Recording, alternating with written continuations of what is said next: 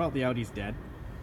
Kind of sucks, but I drove it home last night from the shop. Everything was great. I had fixed the cruise control and a whole bunch of other stuff, and she stopped firing on one or more cylinders.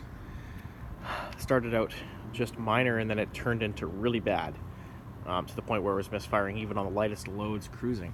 So I tried to figure out what the hell was wrong with why it wasn't firing properly.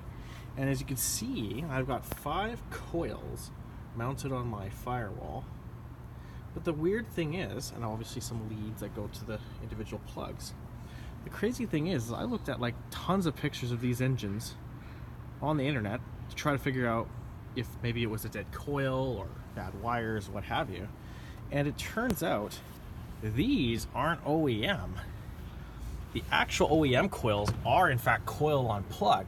They're actually supposed to be mounted to this top cover piece. As you can see, there's 4 holes per spark plug, and there's supposed to be a coil on plug setup for this. And the coils are relatively expensive. They're not terrible, but they're relatively expensive, and I guess there's a little adapter piece that goes kind of into the hole that fits on the end of the coil. And there's a harness that kind of comes out and goes to a couple of igniter stages that are mounted kind of in behind where these are.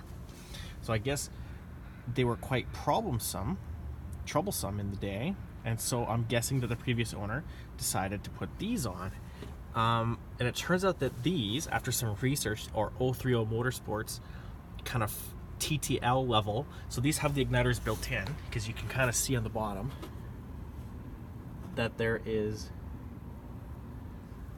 a little heat sinks for the igniters on the bottom of these.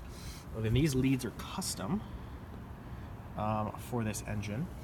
So apparently grounding is very important on these. I was reading on the documentation, and so that's something I need to dick with. But the real reason it stopped firing really is because when I was washing the engine, I guess tons of water got down in the spark plug hole, and didn't end up coming to bite me until like 2 days after the fact.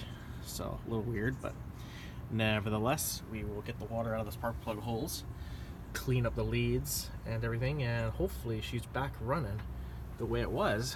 And it's good to know now that this engine's built for big boost now, because it's got these 100,000 volt coils, which are apparently awesome. So yeah, a little tidbit of info on this thing. Little unexpected surprises every day.